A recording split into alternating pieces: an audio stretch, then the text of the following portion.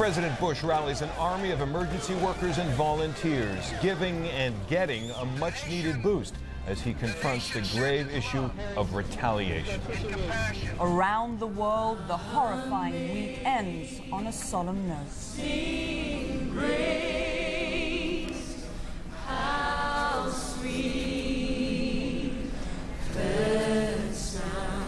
A time to pause, to reflect, and to remember. And crash investigators make an important discovery that may give Tuesday's unspeakable terror a voice. Hello and welcome to our continuing coverage of America's new war. I'm Jonathan Mann. And I'm Zane Vergie at CNN Center. We begin with the investigation of Tuesday's events and a discovery that authorities hope will hold answers about what led up to the tragedy.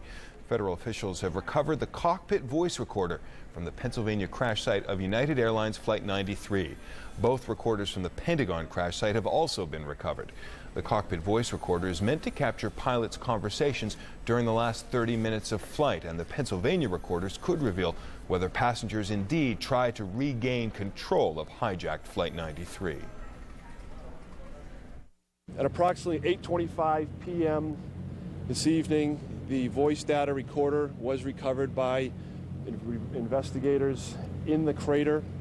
It was approximately 25 feet below the surface. It is believed it is apparently in fairly good condition. It is already on its route, en route to the NTSB location to be analyzed. On another investigative front, U.S. Immigration Services have detained at least 27 people for questioning. Authorities are probing thousands of leads, and now the first arrest's been made. CNN Justice correspondent Kelly Arenas following that story. The first arrest has been made in direct connection to Tuesday's terrorist attacks, that according to law enforcement officials.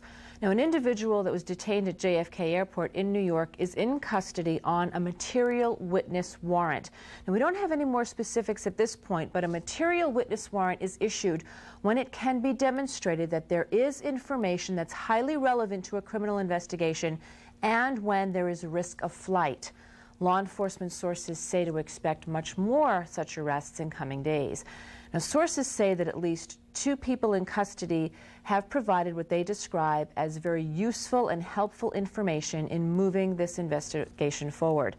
The FBI says that it has issued 35 search warrants, hundreds of subpoenas. It has seized computers and other material, and it's following up thousands of leads both in the U.S. and abroad. Sources also say that there are currently 27 individuals in custody on immigration violations who may or may not know anything about the incidents. Investigators have also put out a so-called watch list informing various authorities, including Border Patrol and the FAA, about 150 individuals the FBI says may have information that could be helpful in the investigation. Now, if those people are found, they will be... The Justice Department has released a list of 19 people alleged to have hijacked the 4 planes. Law enforcement officials tell CNN all of the names are directly or indirectly linked to Osama bin Laden. Bin Laden is the Saudi dissident millionaire who some officials have labeled the prime suspect in the case. Federal authorities are also hunting nationwide for dozens of people they believe may be able to shed more light on Tuesday's events. The Federal Bureau of Investigation has also forwarded a list of more than 100 names to numerous law enforcement organizations.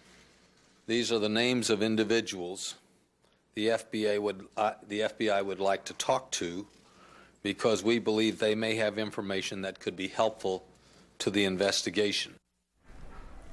In New York, in the dark of night, rescue workers have been sifting through the rubble of the World Trade Center towers.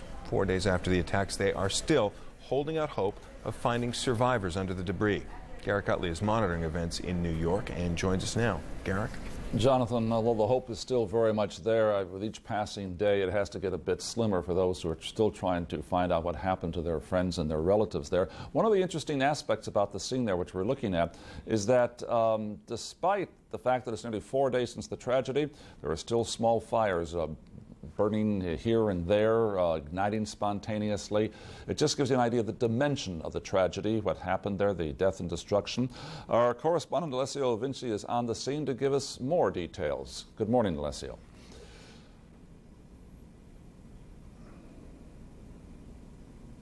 World Trade Center towers once stood. Looks like a giant Hollywood set, but if the camera zooms in a little bit, no movie's been made there. Everything down there is real, extremely real, beginning with the tireless work of thousands of rescue workers determined to find somebody alive down there, but also frustrated perhaps that what they have found so far mostly are body parts and no survivors. The latest count, 185 dead people, 408 body parts, but everything here and everybody here expects that number to rise dramatically, perhaps in the thousands, and certainly thousands of body bags are at the ready here nearby. We understand as many as 10,000 body bags are ready. 4,717 are the people still missing, and the rescue workers down there determined, as I said, working 12-hour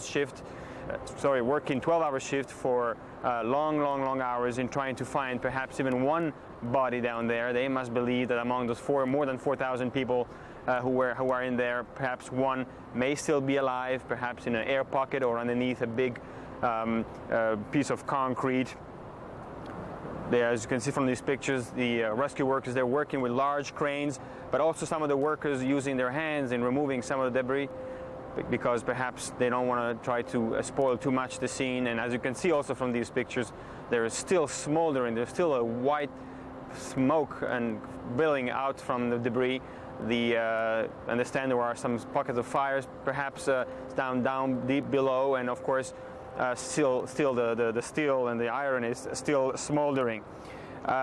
There is, as I said, no real hope to find any more survivors, but still the rescue workers, they're extremely determined to find and to keep digging until all the debris has been removed, and then perhaps start beginning to the final count of the casualties. More than 13,000 tons of debris has been removed so far.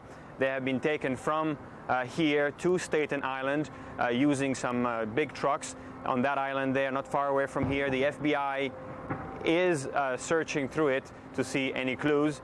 I've heard just now, I'm not sure if my microphone picked it up, a small explosion. It could have been perhaps from one tire of a car that was perhaps taken over by the rubble with the collapsing tower. Back to you, Garrick.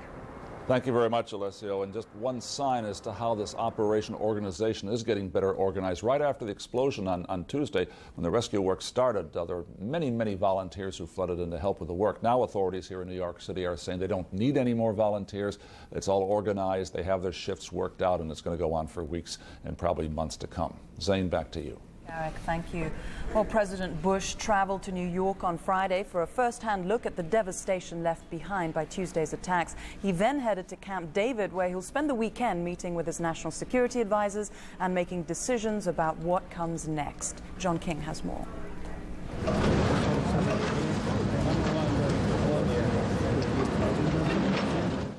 A first-hand look at the worst of the devastation and a pep talk that included a promise to those pulling the dead from the rubble. I can hear you.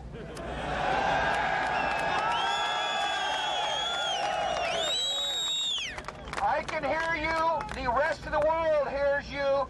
And the people who knocked these buildings down will hear all of us soon.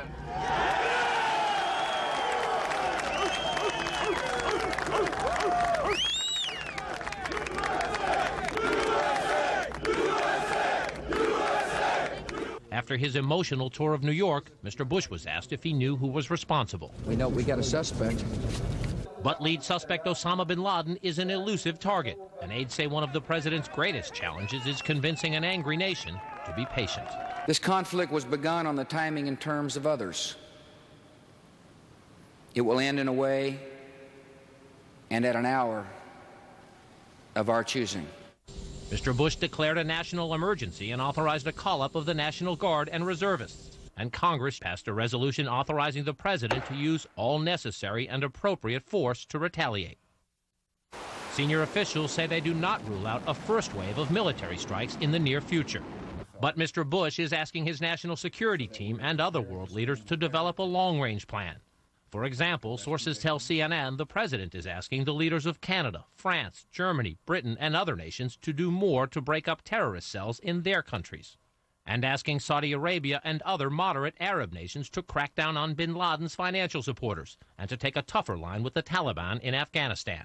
In our response, we will have to take into account not only the perpetrators, but those who provide haven, support, inspiration, financial, and other assets to the perpetrators.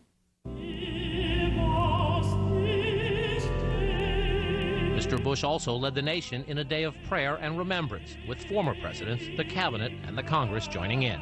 Grief and tragedy and hatred are only for a time.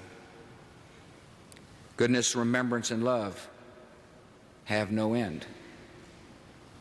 And the Lord of life holds all who die and all who mourn. Consoling the nation is another role for a president at times of crisis, and a father who knows the strains of the job well gave his son a supportive tap.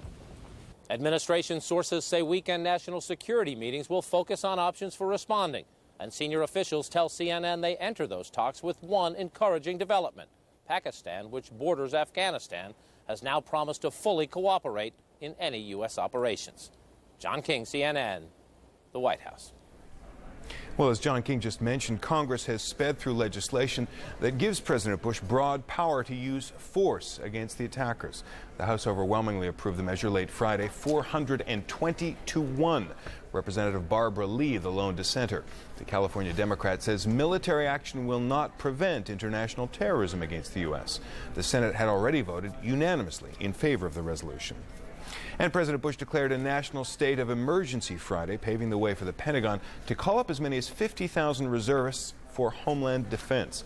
The military has already identified the first 35,000 troops to be put on active duty.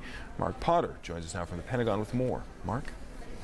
Well, good morning. The Pentagon plan is to call up those 35,000 reservists to help with disaster relief efforts and also to provide support for those National Guard pilots who have been flying combat air missions around Washington, D.C. and New York, and who have also been on standby missions at 26 bases around the country.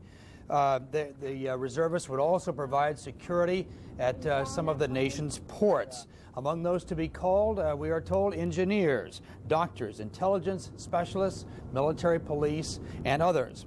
Officials say this activation could begin in just a few days, and that at first they will ask for volunteers, of which apparently there already are quite a few.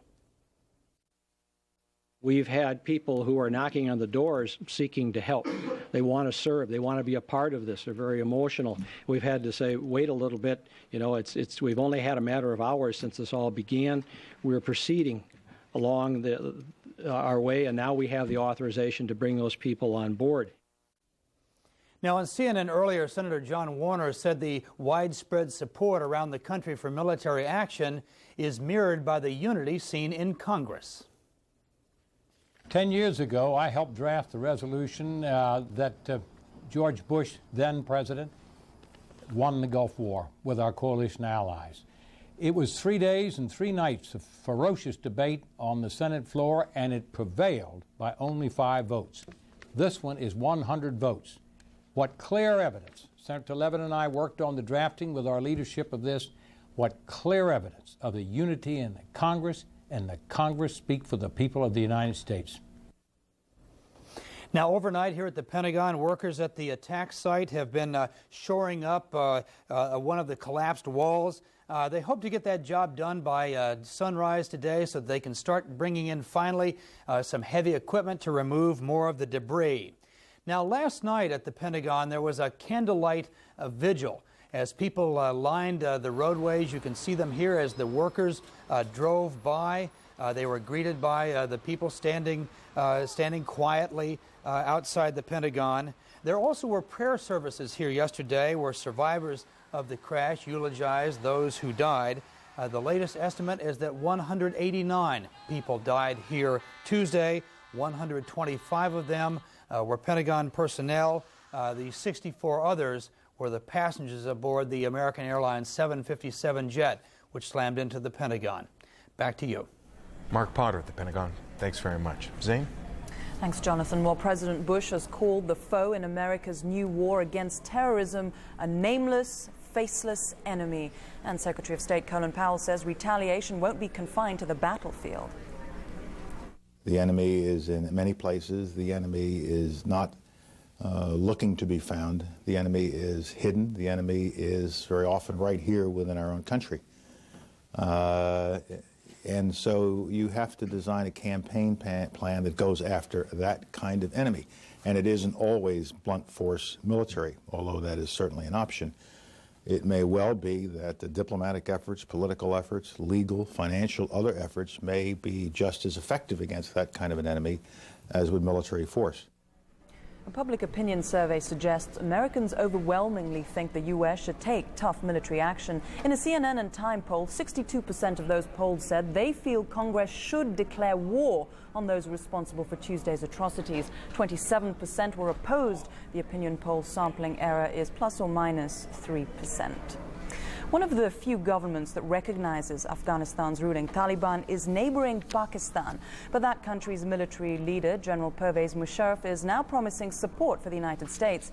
CNN's Tom Mintier is monitoring things very closely in the capital, Islamabad, and he joins us now. Tom. Zane, currently there is a cabinet meeting, a joint meeting between the cabinet and the Security Council. This meeting started just about an hour ago. It was chaired by Pervez Musharraf, and everyone in the cabinet is there. It is the last time there was a meeting like this was in July, just before the summit meeting with India. So this is a very unique meeting. They are debating and deciding what support to offer the United States. But in the beginning of the cabinet meeting, the president started off by offering a moment of silent prayer for those who were killed in the terrorist attacks in the United States, allowing our camera inside. It never happened before that the international media was allowed to attend a Pakistani cabinet meeting, but they allowed it for CNN this morning. May I first of all take this opportunity to request all of you to join me in a 1-minute silence in memory of all the innocent people, the thousands of innocent people killed in this terrorist attack in the United States, the thousands of innocent people from all over the world, people of all religions, and may I also add people of all ages, children, young men, women, and old people. Let us all join to observe 1 minute silence in their memory.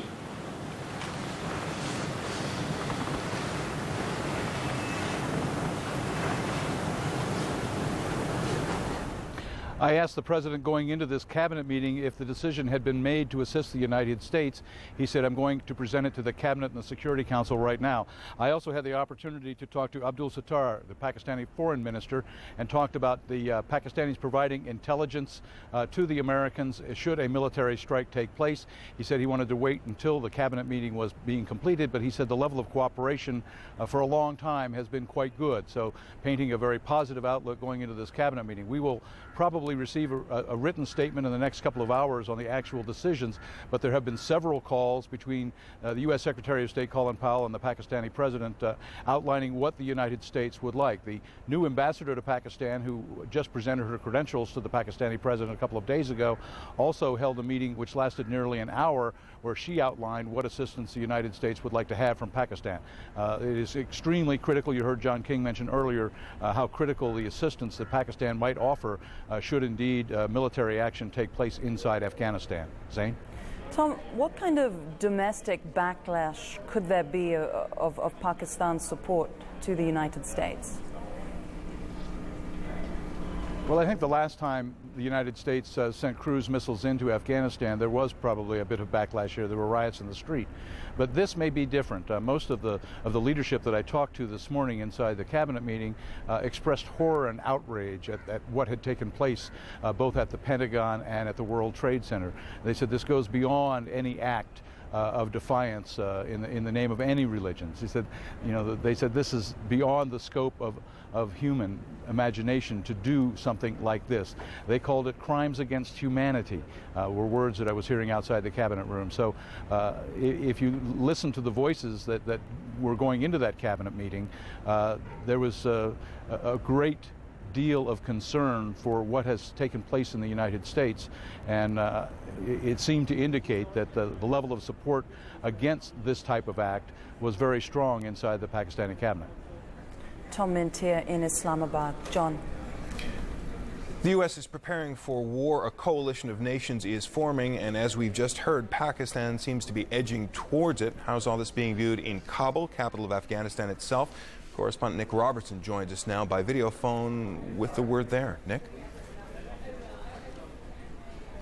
Well, John, the very latest in an apparent direct reference to what's being considered in Pakistan from the foreign ministry here, saying that if a neighboring country should allow its soil to be used by the United States to attack Afghanistan, then they would have to consider replying to that. They could not rule out the possibility of the Taliban organizing an invasion force to be sent into that country. They didn't name the country in the statement, but it was clearly a direct reference to Pakistan, the debate in Pakistan going on at this time.